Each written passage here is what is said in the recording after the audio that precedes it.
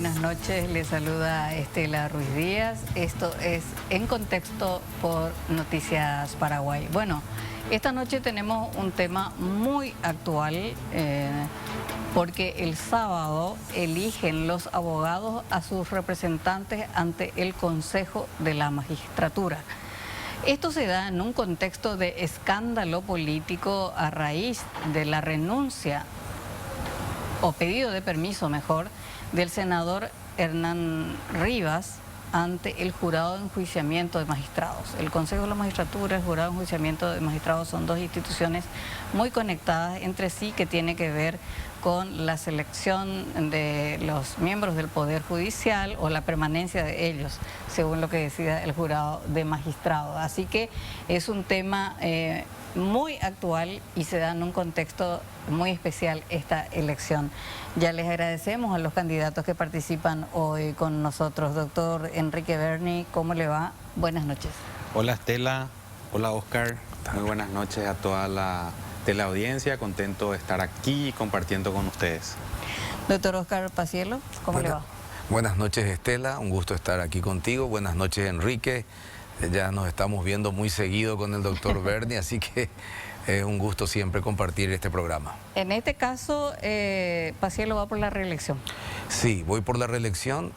Considero que hemos realizado algunas cosas en pro de la institución que deben de continuarse y además porque creo que hemos ganado una experiencia importante en la conducción de la institución que me permite con solvencia decir que puedo continuar representando al gremio de abogados. En su caso es la primera vez, ¿no? Sí, somos por primera vez candidatos por el gremio de abogados y bueno, estamos muy confiados, muy contentos que podemos aportar mucho. El gremio aclama una renovación gremial y en ese contexto nosotros estamos afrontando este gran desafío, un desafío muy delicado, una responsabilidad muy grande, pero realmente contentos y con toda la confianza de que vamos a hacer una buena gestión, Dios mediante, con el apoyo y el respaldo de todos los colegas a partir del sábado. Los dos son colorados. Sí, yo soy colorado. Sí, sí. ¿Y usted fue concejal? Yo soy concejal, ¿Usted es concejal actualmente, sí.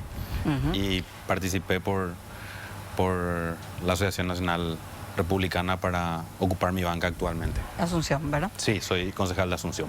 A ver, bueno, entonces estamos hablando de dos candidatos colorados. Primero me gustaría hablar de cuáles son las demandas principales de los abogados para entender la importancia de la representación del gremio ante el Consejo de la Magistratura. Voy a empezar con usted, doctor Pacielo. Cuando hablamos, se habla siempre de abogados pasilleros, de los grandes bufetes, pero ¿qué es lo que quiere el abogado ante el Consejo de la Magistratura, que es el órgano seleccionador de jueces y fiscales? Dos cuestiones. Una, el abogado que quiere ingresar al sistema, que quiere tener igualdad de oportunidades, que quiere que se aprecie el compromiso social con su localidad y que se le reconozca esa oportunidad de prestar un servicio en su comunidad, lo cual compartimos totalmente. Que se reconozca también y que se trate de superar la asimetría que existe en la formación de los abogados del interior y de la capital por la cantidad de oferta educativa que hay, es mayor aquí en la capital. Y principalmente eso los que quieren ingresar. Y los que no quieren ingresar, que son muchos, quieren que los que estén del otro lado sean personas capaces, que atiendan sus reclamos, que tengan un trato digno para con el profesional abogado y que traten de ir despachando las presentaciones de los colegas en el menor tiempo posible. Es decir, a nivel nacional y a nivel global, la mora judicial es un problema que no se va a solucionar de la noche a la mañana. Así que ese es un punto que reclaman los que quieren seguir en el ejercicio de la profesión, que es la mayoría de los colegas. Buenos magistrados del otro lado para poder trabajar tranquilos y sin tener que recurrir a otro tipo de injerencias en la definición de los pleitos. Bueno, en su caso diríamos, en el caso del doctor Berni, podríamos decir, él promete. Pero en el caso del doctor Pacielo, me gustaría que usted hablara de lo que hizo ya como representante de los abogados ante el Consejo. Es decir, bueno, yo como representante hice esto. ¿Qué hizo? En primer lugar, nos hemos propuesto y hemos logrado una reforma del reglamento donde hemos tratado de igualar la competencia entre abogados que pretendían entrar al sistema y los magistrados. ¿Cómo te dice entrar al sistema? ¿Qué significa? Yo no entiendo. Incorporarse, postularse e incorporarse a un cargo, llámese fiscal, juez, camarista, incorporarse a los cuadros... Sistema judicial. A los cuadros del sistema judicial. Sí, perfecto. ¿Cómo hicimos eso? En primer lugar, impusimos un examen de conocimiento para todos, tanto como para los abogados que pretendían ingresar, que pretenden ingresar, y para los magistrados también. Porque antes los magistrados tenían una evaluación diferenciada, ¿verdad? Y con esa evaluación ya calificaban. Esa evaluación en el 90 y pico % de los casos era altamente satisfactoria por el mecanismo de medición o de evaluación de los que están en el cargo. Y el abogado entonces tenía que competir de cero contra 300 puntos que ya tenía el que estaba en el cargo, lo cual era una simetría muy difícil de emparejar. Nosotros impusimos una reducción de la evaluación diferenciada a 200 puntos y un examen de conocimiento específico a 100 puntos. Y el abogado que pretendía ingresar, 2 exámenes, uno de conocimientos generales, Constitución de la República, y uno de conocimiento específico para el cargo, cada uno de 150 puntos. Eso ha generado mucha disconformidad en los magistrados, pero nos hemos mantenido firmes en esa tarea.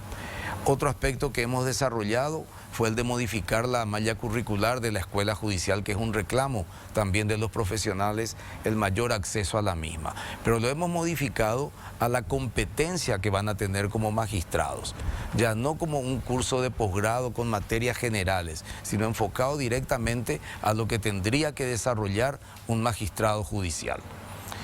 También otro aspecto que gracias a nuestra gestión se ha podido concretar luego de 7 años de abandono, es la concreción de nuestro edificio, la sede propia. En 1 año y medio de gestión hemos logrado terminar el edificio y hemos unido allí a todas las reparticiones del Consejo de la Magistratura. Eso demanda esfuerzo, demanda mucha gestión y felizmente hemos logrado. Y en el aspecto misional también, la conformación de ternas, hemos sentado algunas posiciones en lo que consideramos nosotros clave institucionalmente, garantizar la independencia del Consejo como garantía de independencia del Poder Judicial. Hemos dado testimonio en ese sentido en reiterados casos que han sido difundidos públicamente. Que si no hubiese sido por la presión ciudadana y de la prensa tampoco hubiesen cambiado algunas cosas. Bueno, en mi caso yo tenía muy claro lo que iba a defender, ¿verdad? Quizás me ha ayudado a haber sentido también, que eso es muy importante, Estela, que la ciudadanía participe, porque al fin y al cabo nosotros somos o seremos representantes de un sector de la ciudadanía. Entonces la ciudadanía tiene derecho, las organizaciones tienen derecho a hacer sentir lo que esperan de nosotros, y eso a nosotros nos fortalece. Doctor Berni, sus propuestas, porque finalmente creo que ustedes tienen como un mismo electorado, sí. Abogados colorados eligen abogados colorados. Pero estamos abiertos a todas las cosas, porque entonces, somos gremialistas. Le pregunto a usted, ¿cuáles son sus propuestas y qué lo diferencia de Óscar Paciello? De modo que ese mismo votante, el gremio de abogados, diga, bueno, no nos conviene más Berni y lo vamos a dejar afuera de Paciello.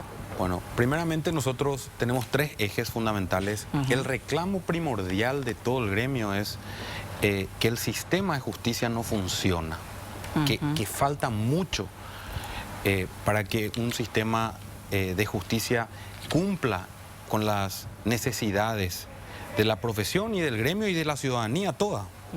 ¿Cómo no funciona? Es un sistema lento, extremadamente lento, es un sistema corrompido, es poco predecible. La ley tiene que ser aplicada y cuando un abogado agarra un caso, tiene que saber cómo va a salir el caso. Y nosotros nos encontramos con cualquier sorpresa dentro del ejercicio de la profesión. Entonces, es difícil litigar, es muy complicado litigar. Es una justicia selectiva, solamente unos cuantos tienen acceso es de difícil acceso, no es tan accesible a la ciudadanía toda. Yo te cuento un caso que a mí me tocó mucho. Estábamos en Itapúa y el distrito más alejado de la capital departamental es Mayor Otaño, a 200 y pico de kilómetros. Y en el fuero laboral, donde hay una cuestión muy delicada por tratarse de menores, el menor tenía que hacer un procedimiento en cámara GESEL y tenía que salir como a las 3:30 de la mañana para llegar a las 7, 7:30 a hacer su procedimiento en la cámara GESEL. Y eso a la gente, a los colegas, le causa indignación, pero a la ciudadanía toda peor, porque nosotros sufrimos el sistema y con nosotros sufren nuestros justiciables y los clientes que nosotros representamos. Entonces, todo eso a mí me chocó realmente esa situación. Yo digo, tenemos que hacer algo, tenemos que trabajar, tiene que ser más accesible la justicia, tiene que ser más rápida, tiene que ser predecible. Más humana. Más sensible, claro. Justicia pronta y barata. Hoy no es pronta la justicia. Y para mejorar todo ese sistema necesitamos tener mejores magistrados. Y entonces nuestros ejes principales son 3. Mejores magistrados, magistrados más capaces. ¿Y cómo vamos a hacer eso? Porque es fácil decir vamos a elegir a los mejores, pero nosotros como Consejo de la Magistratura tenemos que crear las condiciones y dar las herramientas para que los mejores participen en igualdad de condiciones. Entonces nosotros queremos hacer un contundente aporte a la justicia a través de la escuela judicial. Donde vamos piden más capacitación, más sedes, más cupos para más alumnos. El arancel es elevado. ¿Cuántos profesionales espectaculares, brillantes, no pueden acceder a la capacitación por falta del poder adquisitivo? Tiene que haber becas. Entonces nosotros como primer eje decimos mayor inversión en capacitación y formación a través de la escuela judicial. Otro eje que nosotros planteamos es definitivamente un consejo de puertas abiertas, que le abra a todos los colegas las puertas para estar en contacto directo, para que a través de ese entendimiento como representantes del gremio que vamos a hacer, no existe la ley de colegiación, nosotros somos representantes del gremio, somos 2 en un colegiado de 8, necesitamos tener cercanía con el profesional, escuchar. De esa manera nosotros podemos tener muchas más chances de conseguir y de elaborar las mejores soluciones. Y por último, la transparencia. La transparencia y la optimización de los trámites con ayuda de la tecnología. Tenemos que facilitar los trámites y el proceso de transparencia tiene que ser a la luz de toda la ciudadanía porque tenemos que recuperar la confianza en la justicia. Tenemos que recuperar terreno perdido. Lo que el profesional quiere es trabajar bien y lo que la ciudadanía quiere es estar segura con su justicia, no tener la duda de cómo va a terminar un caso. ¿Y cómo juzga el actuar de Paciello como representante de los abogados ante el Consejo de la Magistratura? Yo no soy quien para juzgar, pero yo te puedo decir que yo me pongo en el lugar y recibo de los colegas los reclamos al sistema y los reclamos a la gestión del Consejo como órgano. Él es uno, yo voy a ser uno y la gente quiere atención, quiere que se le escuche, quiere que se encuentren los problemas y quiere que se inspire al gremio a ser un gremio más unido y de esa manera pelear por la reivindicación. Otra cosa que me piden los colegas, que todos los magistrados que van a participar en la terna y posteriormente ser electos, que tengan en cuenta que el trato tiene que ser digno para el colega, que es lo que obliga la ley. O sea, acá no hay ciudadanos de primera, ciudadanos de segunda o profesionales de primera, profesionales de segunda. Aquel que tiene una matrícula tiene el derecho a ejercer la profesión y tiene que ser tratado de buena manera, inclusive los funcionarios judiciales. A mí me gusta mucho vincular los hechos con las palabras, ¿verdad? Escucharle a los candidatos siempre es todo muy lindo, el cielo siempre está azul. Pero en el caso de nuestra justicia, siempre hay nubes negras. Usted mismo dijo, el doctor Berni, no funciona. Esta es una justicia lenta, corrompida, poco predecible, etcétera, difícil de litigar. Ustedes dos son representantes de abogados y los dos son colorados.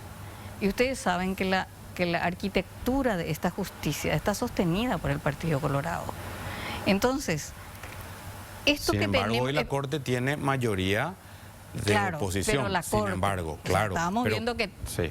el 70% del sistema de justicia, Ministerio Público, afiliados colorados, ¿verdad? Ahora recién están como que desconectándose. Pero yo quiero hacer un análisis, o sea, no lo entienda, o sea, es una crítica, pero porque yo quiero que ustedes expliquen esta situación, porque hablan como una desconexión de la situación política del país, o sea, esta es una construcción del partido de ustedes, el sistema que tenemos. Entonces yo me pregunto, ustedes como abogados colorados, ustedes son directamente... Yo soy abogado, Estela, yo Claro, soy colorado en un usted es terreno dirigente, diferente. Claro, pero usted es dirigente partidario, político partidario, y además, digamos, como en política decimos, usted el caballo del comisario, o sea, usted recibió el apoyo del presidente Santiago Peña, o sea, su candidatura está sostenida por el presidente de la República, creo que también por el expresidente Cartes.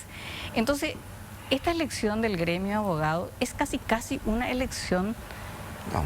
colorada. O sea, por lo que se ve, por lo que se gasta, por los recursos que yo veo. Entonces yo le pregunto, ¿hasta qué punto realmente quieren una justicia independiente o quieren al fiscal propio y al juez propio?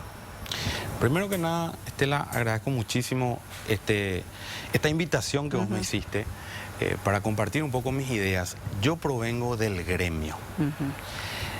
Yo hice gremialismo desde el Colegio Experimental Paraguay-Brasil, del cual soy egresado, en la Semana de Autogobierno. Fue mi primera candidatura, donde sentía la necesidad de servir. Posteriormente ingresé a la Facultad de Derecho, pasé por todos los escaños de la dirigencia estudiantil universitaria. Luego fui al gremio, propiamente a la profesión, y ya comencé como jefe de campaña de un proyecto en el año 2006 del Consejo de la Magistratura. Mi esencia y mi naturaleza es gremial. Yo tengo una vocación de servicio y yo me siento feliz siendo útil a la gente. Lo obvio no se prueba, ¿cierto? Yo formo parte de la Junta Municipal por un partido, pero acá mi foja de vida me avala de que yo sé construir con todos. Yo construyo donde hay un abogado, yo trato de llegar con mi mensaje, con mi proyecto. Así como hay personas que están apoyando este proyecto del Partido Colorado, también lo tengo del Partido Liberal. Entonces yo no tengo ese problema. Pero está bien, eso está mal, que los partidos se involucren directamente yo estoy a en la favor, elección de yo estoy un a favor gremio, de la independencia del Poder Judicial. Que busca la independencia del Poder Judicial. 100% de acuerdo, y mi gestión va a hablar de mí con la independencia del Poder Judicial. Nosotros tenemos que construir, el Consejo está construido como órgano político. Hay miembros de la Cámara de Diputados, entonces tenemos que salir a los diputados y a los senadores del Consejo. Está la cuestión de la academia, representantes de las universidades. Nosotros tenemos que construir, y yo no quiero que se agarre a la política de la mala manera. Nosotros tenemos que hacer política gremial al servicio de los colegas, sin distinción de banderías políticas, y sobre todo que llegue a la ciudadanía. Esa es mi postura. Ahora, doctor Paciello, o sea, es innegable la influencia político-partidaria en el Consejo, en el Jurado Magistrado, en la Corte Suprema, en el Ministerio Público. Sí, es innegable Y usted es miembro del Consejo, usted sabe que eso es así. Sí, la pretensión de injerencia existe y va a seguir existiendo. Depende de las personas aceptar esa injerencia o no. Por eso que es fundamental provenir de un estamento estrictamente independiente, y en nuestro caso provenimos netamente del gremio de abogados. Netamente del gremio de abogados. Y hemos ejercido gremialismo como abogados. En su momento fuimos también gremialistas universitarios como delegado de curso, como secretario de centro de estudiantes, pero cuando pasamos al ruedo de los abogados, hemos ejercido representación gremial de abogados. Dijiste una cosa, el discurso es muy lindo, siempre. Yo coincido en muchas de las propuestas de él, pero son propuestas. La queja hacia el sistema de justicia es cierta, pero no es la tarea principal del Consejo de la Magistratura. Podemos coadyuvar, pero la queja hacia que la justicia es lenta, que es costosa y todo lo demás es real de los colegas. Pero la tarea principal del Consejo es otra. La tarea principal del Consejo es saber administrar la real capacidad de quienes se presentan y de esa manera, de una correcta apreciación de esa capacidad, ir colocando a los mejores en los cuadros para ir mejorando paulatinamente el sistema de justicia. Parece que no quiero reconocer falencias, al contrario, conozco muy bien todas las falencias porque tuve más de 30 años de ejercicio, pero la realidad es que hay que ir llevando las cosas al ritmo sostenido, pero no apurarse demasiado.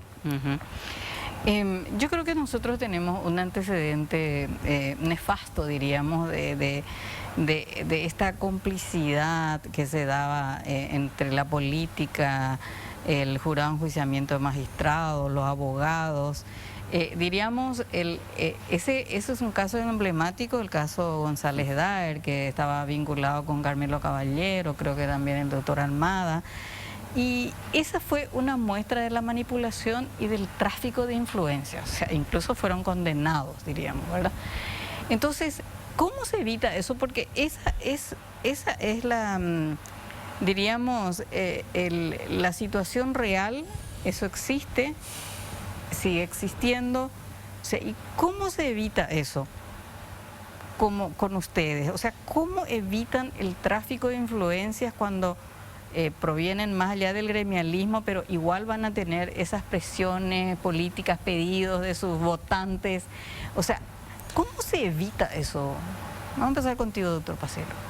Con actitud, Estela, con actitud y con testimonio de que, como digo siempre yo respeto a todos, me llama el diputado, el senador, el ministro, perfecto, como corresponde, soy respetuoso, atiendo todo. Pero yo no me dejo arrastrar por lo que me pide el senador, el ministro o el diputado. Trato de hacer la tarea que corresponde. Trato de, por sobre todas las cosas, trato de hacerle entender al postulante que él debe llegar por sus propios méritos.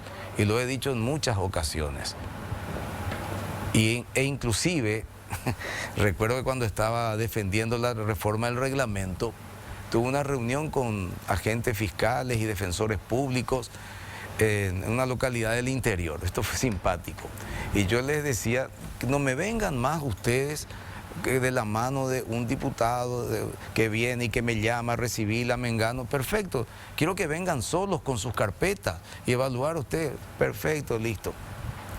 Lleguen por sus propios méritos, así van a sentirse libres. Fue mi conclusión allí. Terminó la reunión. Había un diputado y me dice el diputado: a la pucha, doctor, vos estás pateando en contra de mi olla. Si yo no hago esto con esta gente, ¿qué voy a hacer? Me dice. Y hay que ir superando, Estela. Hay una cuestión cultural también aquí que en parte se debe al fracaso del sistema de justicia, fracaso en lo que pretende la sociedad, y que recurre a operadores políticos en lugar de buscar solamente la definición del conflicto en sede jurisdiccional. Es un proceso cultural que tenemos que erradicar, y eso se va a ir logrando cuando nosotros, con actitud y con testimonio, demostremos que elegimos a quien corresponde y no a quien me pidieron que elija. Ahora, no puedo dejar de mencionar, porque es un Yo no caso puedo contestar. Sí, doctor. Sobre mi opinión, ¿verdad? Adelante, doctor. Adelante, doctor. A mí me gustaría justamente por eso enfocarme en las puertas abiertas. Acá no va a necesitar nadie que alguien me llame para ser recibido. Acá las puertas van a estar abiertas para todo el gremio y cada uno va a demostrar con su examen, con su entrevista, con todo su perfil, su capacidad. Y nosotros vamos a poner el carácter. Yo me comprometo con mucho carácter para tratar, porque en todas las esferas de poder hay presiones. Claro. Eso es normal. Y sobre todo que en política es toma y daca todo el tiempo. Así mismo. Pero yo por eso justamente digo que van a tener las puertas abiertas. Quiero que el colega se anote, llegue el día de audiencia y yo lo voy a recibir, sean las 11, 12, 3, 4, 5 de la tarde. Quiero tener esa cercanía con el colega. Pero ahora, eso sucede luego, no podés. De hecho, tenemos la obligación, no es que vamos a darle un beneficio al colega, nosotros estamos obligados a atenderle. Yo simplemente soy el vocero de los colegas que me dicen que se encuentran con obstáculos para justamente acceder. Y alguna gente sí aplicará esa fórmula, pero nosotros estamos allí y recibimos a todos, ¿verdad? La mayoría de los que estamos recibimos, al menos los representantes del gremio recibimos a casi todos.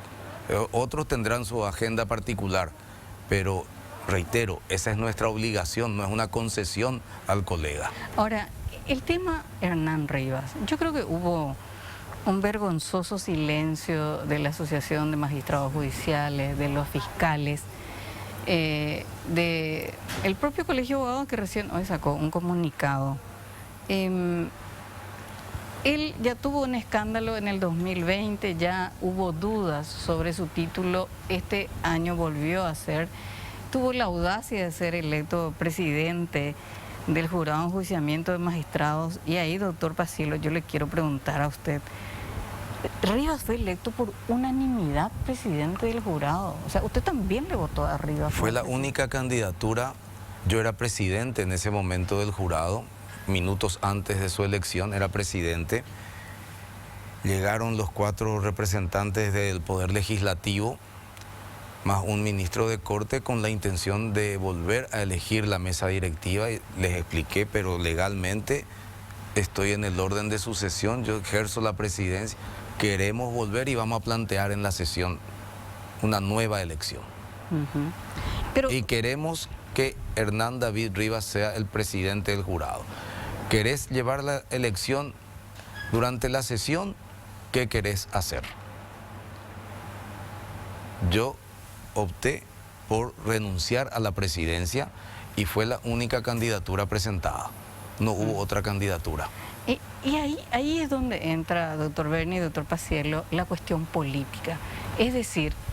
Eso fue en el jurado. Claro, eso fue en el jurado, claro. Pero como los representantes del Consejo pues van también al jurado, sí. Por eso es que de repente se nos mezclan los tantos. Pero es ahí el daño que hace la política al sistema de justicia, a la independencia del Poder Judicial.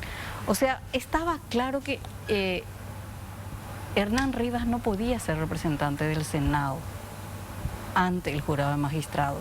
Sin embargo, la posición política era mantenerlo en el cargo y tuvo que saltar un escándalo para que él sea obligado a renunciar. Y es ahí el manejo político de las cosas. ¿Cómo se siente usted como abogado, recibido, con títulos, con honores, que de repente de su movimiento político se genere este escándalo por alguien que era claramente inapto para ocupar el cargo? Y sorprendido porque incluso las instituciones avalan esos títulos, ¿verdad? O sea, eso es una cuestión muy amplia, toda la educación misma, ¿verdad? Todo el sistema, la autoridad administrativa de la educación, que tenemos que hacer evidentemente ajustes para que no haya ningún descalabro. Ahora bien, yo te planteo lo siguiente. Nosotros ahora nos ponemos a la consideración de casi 38.000 colegas. Yo soy respetuoso de las instituciones democráticas y vamos a ser electos. Y en ese mismo sentido, el órgano tiene que respetar a la elección de cada órgano. O sea, él fue unánimemente elegido también por la Cámara de Senadores para representar. Eso es la democracia. Nosotros respetamos eso. Ahora, me indigna que no solamente una persona como el senador, cualquier persona que no cumpla con los requisitos académicos. ¿Pero usted respetaría que alguien de su movimiento le postule a un abogado cuyo título está en duda hace 3 años? Yo particularmente no conocía el caso en específico, pero si vos me decís y me tenés pruebas, claro que no, absolutamente. ¿Está bien que haya renunciado Rivas? Yo creo que es una salida a una crisis institucional y volvemos a lo mismo. Todos los operadores de justicia estamos siendo observados. Acá no son los magistrados, no son los abogados particulares, independientes, litigantes, no es la clase política, todo el sistema está en crisis, todo el sistema judicial está en crisis. Entonces para mí es una salida que va a descomprimir políticamente, porque va por el Senado. Claro, va por el Senado. Totalmente. Claro, el Senado es la raíz del problema. El otro punto que en el 2020 se discutió, no, en el 2020 la discusión, aparte lo del título surgió después, pues en el 2020 era su falta de ejercicio, su falta de experiencia. Yo recuerdo que eso fue uno de los motivos que hemos criticado en la designación del entonces diputado Rivas, ¿verdad? Su falta de experiencia para representar a un cuerpo legislativo. Y después se sumó esto.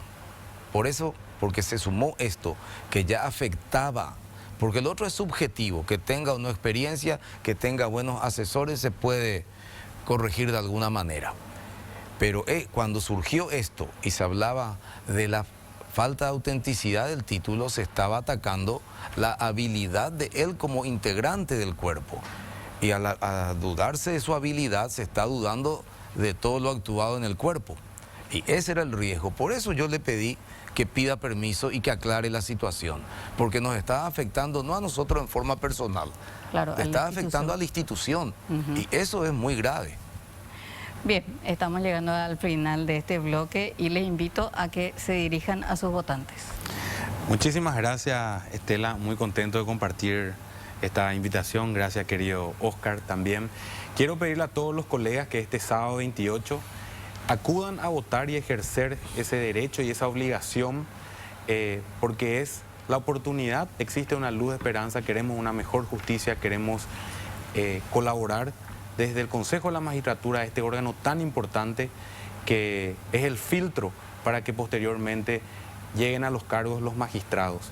Queremos pedirte tu apoyo, queremos trabajar por y para un gremio con puertas abiertas, con transparencia y con un gran sentido de patriotismo, una voluntad marcada por una gestión, y queremos hacer diferentes las cosas. Te pido que le votes a la lista A del Movimiento de Renovación Gremial, Enrique Berni, Alfredo Maggi, Wilson Salas y Santiago Quevedo. Muchas gracias. Doctor Paciello.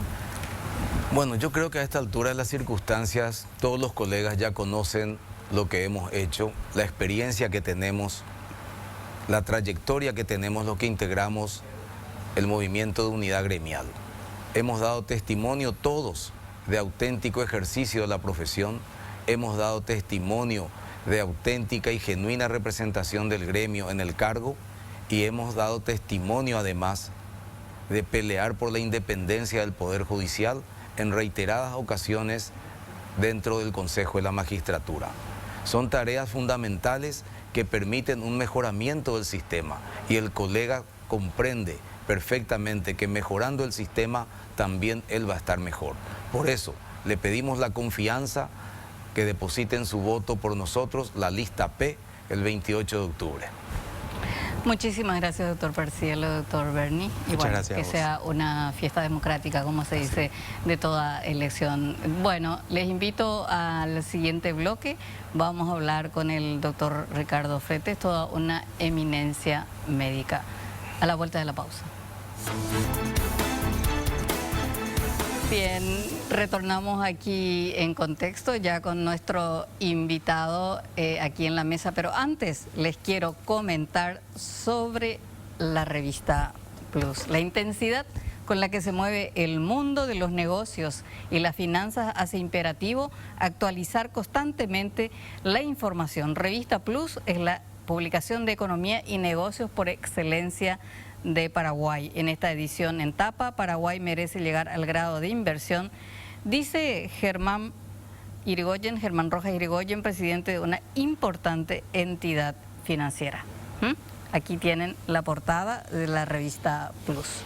Bien, ya está con nosotros el doctor Ricardo Fretes, una eminencia médica en Paraguay, pero probablemente una de las personas más solidarias que tengo el gusto de conocer más allá del trabajo periodístico. Doctor Ricardo Fretes, buenas noches. Buenas noches, muchas gracias por la invitación. Saludos a la audiencia. ¿Cómo estás, doctor? Me siento honrado por estar aquí. Yo más que nada. Como hoy también, ¿no? Me sentí sorprendido de estar en una posición de privilegio. ¿Fuiste condecorado hoy en el Congreso, doctor? Sí, hoy en el Congreso fue eso. Que a veces uno no piensa, o por lo menos cuando uno desarrolla la profesión médica con vocación, de que lo que uno hace puede llamar la atención a otras personas, ¿verdad? Y bueno, yo lo único que hice fue limitarme a hacer para lo cual me entrenaron en la modalidad que se usaba para entrenar a los médicos en la época. Sí. ¿Ah? Y yo creo que ese sentido de vocación y esa adaptación a la medicina, los médicos de mi generación lo tienen. Sí. Cosa que se está deteriorando hoy día. Lamentablemente, ¿no? Lamentablemente. Y yo creo que, no sé cómo habrá caído mi mensaje en el Senado, ¿verdad? Sí. Pero tenía la obligación como ciudadano de expresar lo que yo estaba sintiendo como docente Yo soy profesor de la Facultad de Medicina de la UNA, de la cátedra de cirugía, la primera cátedra de cirugía, y tenía la obligación moral como ciudadano y como docente de expresar mi enorme inquietud por lo que está pasando en el país en cuanto a la formación de los médicos. Sí, sí, que nuevamente está en foco. ¿Hace cuántos años que estamos hablando del problema de las Pero ahora es peor porque estamos hablando de, hasta ayer, 39 facultades de medicina para un país de 6 millones de habitantes, de acuerdo al último censo, sí. ¿verdad? Y de ellas 16 acreditadas, pero la única que tiene un hospital escuela es la UNA. No debería de abrirse una facultad de medicina si no tiene la capacidad de generar su hospital propio, su centro de formación propio. Y es como que caminamos en círculos con ese tema de la educación terciaria, de la calidad y sobre todo de la gravedad que significa abrir las facultades de medicina en las condiciones en las que funcionan hoy. 15.000 estudiantes de medicina en Ciudad del Este, solo 2 centros de formación. Si en la medicina no llevamos el conocimiento a la práctica, no se cierra el círculo. Entonces, creo que el Estado debe decir basta al mercader de turno, que hemos tenido situaciones en que algunas universidades han recurrido al recurso de amparo para seguir vigentes, interín solucionaban sus problemas, ¿verdad? Exacto. Pero hay un drama enorme por el hecho de que el médico con título, sin tener formación, es como un mono con gilet. Hace daño. Y la tendencia, sobre todo en el interior del país, por una cuestión cultural, es que se confía en el médico por solo hecho de ser médico. Médico, la doctor. Sí, la doctor. Estuvimos en Cazapá con el proyecto Retribuyendo al Pueblo hace 22 días. Fue una actividad muy linda. Conseguimos llevar la fiesta cívica a San Juan Nepomuceno. Y nosotros cuando vamos con el proyecto trasladamos el sistema docente como si lo estuviésemos haciendo en la facultad, en clínicas. Eso quiere decir, por ejemplo, me voy al ejemplo, la noche antes en que iban a operarse, los 25 pacientes, por primera vez, por videolaparoscopía de sus vesículas, implementamos la recorrida médica, la visita médica. O sea, todo el grupo de cirujanos con nuestros residentes, visitando paciente por paciente, verificando los estudios de cada paciente y discutiendo cada caso. Pero los que presentaban eran unos jóvenes médicos que están haciendo un programa de medicina familiar. Nos llamó poderosamente la atención la preparación no académica de los mismos. La lectura que tuvimos es que no están teniendo los docentes capacitados con la suficiente experiencia docente como para que ellos puedan manejarse dentro de un marco, un protocolo que nos manejamos en cirugía. Entonces, por supuesto, cuando eso no ocurre, el índice de error sube. Doctor, Retribuyendo al Pueblo probablemente sea el gesto solidario más importante de lo que puede dar un conjunto de profesionales médicos en Paraguay. Son médicos de la promoción 1983, de lo más top que van a determinados lugares de la República, los lugares más alejanos y pobres generalmente, lugares donde quizás jamás vieron a un médico. Voy a un ejemplo. Hoy día ya el programa es retribuyendo al pueblo, porque nos convertimos en luciérnagas. Habrás visto, vos sos del interior, aparece el MUA. Mua. Sí, MUA, y parecen 5 o 6 y de repente parecen 100, no sabemos de dónde. Sí. Bueno, médicos de mucho prestigio, otras promociones se han adherido al programa. Y voy al caso, el Valle Negra fue para nosotros un reto para la logística. Trasladar todo el equipamiento para implementar una medicina seria en ese lugar no fue fácil. Pero en este país nos dimos cuenta de cuando aparece un grupo de ciudadanos transparentes y que aplicamos un proyecto serio y patriótico y apolítico, los amigos apoyan. Tuvimos 9 aviones gratis. 9 aviones. 9 aviones y fuimos 67 médicos. Y voy al ejemplo. El doctor Rojas, pediatra de la promo 83, con un estetoscopio, ausculta el corazón de una niña de 7 años. Escucha algo raro, le llama al doctor Jarolín. El doctor Jarolín es el cardiocirujano que realizó el primer trasplante de corazón en niño en el país. Viene Jarolín, escucha también. Entonces le agarran a la niña, van 100 pasos y ahí estaban los cardiólogos infantiles. Cardiólogos infantiles en Bahía Negra. Acá es difícil. Le hacen una ecocardiografía, que el aparato, el traductor es diferente. La niña tenía una malformación congénita. Ahora después aparece otro caso similar. Esos 2 niños fueron traídos a Asunción, se solucionó su patología cardíaca por cateterismo y luego fueron devueltos. ¿Por qué doy significancia? Porque la época en la cual nosotros nos formamos en base a la clínica, a la semiología. Quiere decir, conversar con el paciente, tocar al paciente, conocer el entorno del paciente. El doctor Rojas con un estetoscopio, ella tuvo, Ya detectó. tuvo ya la impresión diagnóstica y basado en la clínica, lo orienta a un solo estudio, ahí estaba el diagnóstico. Cuando el médico no tiene una buena formación, empieza a, decimos nosotros, a ametrallar. Pide una tanda de estudios que terminan un gasto enorme para el paciente, o a lo mejor ese paciente no se puede hacer todos esos estudios. Eso se está deteriorando en la medicina. En San Juan de Ponuceno tuvimos 176 profesionales de blanco. Fue muy lindo. Un ejército. Fue muy lindo. La siguiente escena que paso a relatar. Viene la profesora Ana Rolón de Campuzano. Es titular de la Cátedra de Pediatría de la Facultad de Medicina de la UNA, hoy día presidente de la Sociedad Paraguaya de Pediatría. Una señora.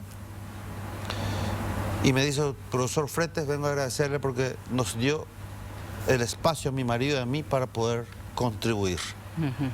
Jamás un campesinito va a poder consultar con ella, nunca. La doctora Silvia Espínola, ella es más antigua que nosotros, es una oftalmóloga pediatra. Tiene cartón lleno de aquí a 2 meses en su consultorio. Entonces, son todos profesionales de que se formaron en la escuela que nosotros añoramos, que hay que recuperar. Hay que recuperar. Hay que recuperar por el bien del pueblo. Eso no se logra con la mercantilización que hay pero hoy jamás, nunca. De las facultades de medicina. Nunca. Demasiadas facultades de medicina en un ambiente pequeño. Ahora, si viene una facultad de medicina que abre un ricachón y a la par construye un hospital de 400 camas, bueno, entonces, y contratan los docentes, porque no basta con eso. Llegar a ser un docente es todo un proceso. A mí me costó llegar a ser profesor en la Facultad de Medicina. Ha sido todo un proceso de maduración. Doctor, y el recurso humano lleva tiempo. Totalmente. La formación de un recurso humano es lo más valioso que tiene una empresa. Doctor, una vez te pregunté, siempre los cirujanos, claro, tienen momentos de tensión luego de una intervención quirúrgica, y te pregunté cómo te relajabas, doctor Fretes, y me decía leyendo historia paraguaya. Yo decía, ¿cómo? En general la gente se va a correr, hace gimnasia, etcétera. Y me dice el doctor Fretes, no, yo leo historia paraguaya. Bueno, aquí tengo en mis manos el libro que publicó hace poquito el doctor Fretes, lanzamiento, El rigor médico durante la guerra del Chaco. ¿Puede contarnos este libro, doctor? Sí,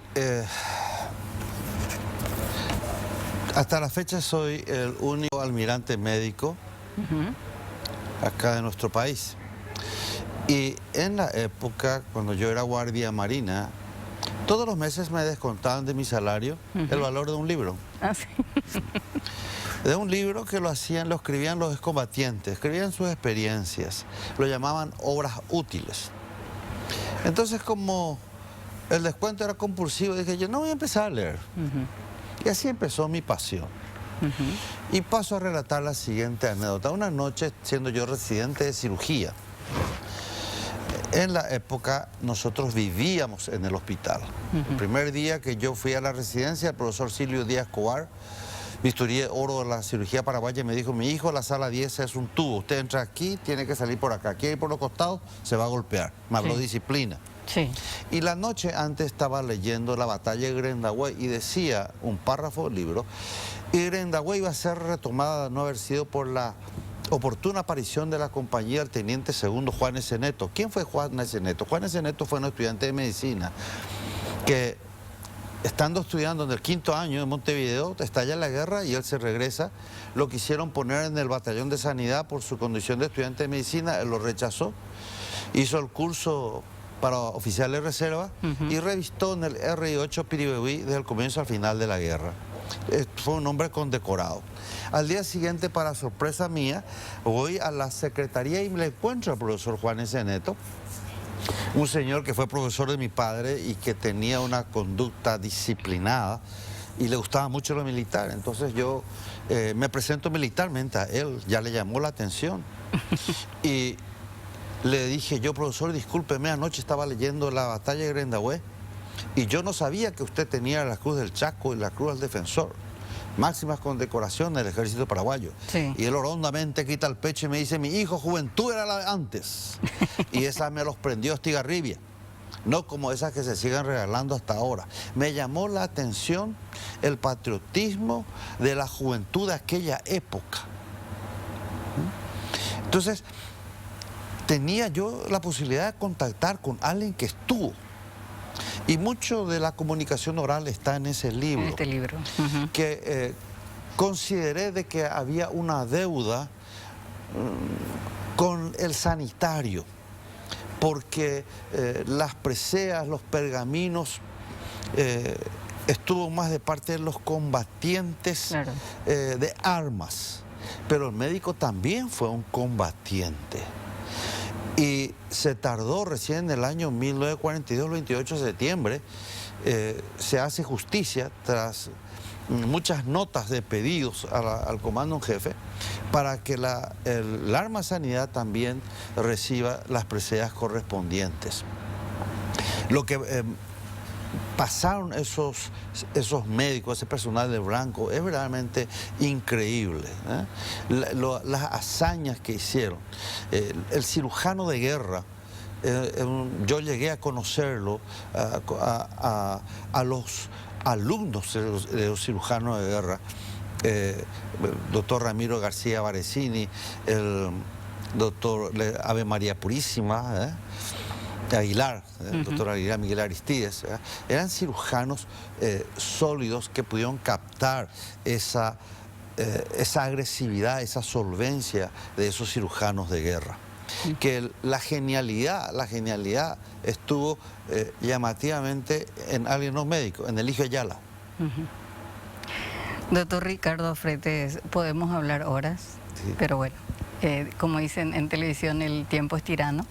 Yo le agradezco muchísimo. Le digo a la gente que el doctor Fretes nos regaló 2 libros y vamos a ver cómo sortearlo entre nuestros televidentes. Así que te agradezco muchísimo y seguramente esta es una lectura obligada. Y por supuesto, mi admiración de siempre, doctor Fretes. Muchas gracias, gracias a la invitación. Gracias, doctor.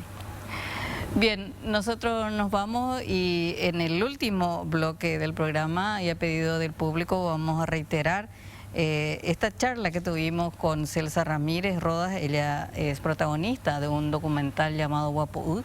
Ella es sobreviviente de la dictadura estronista.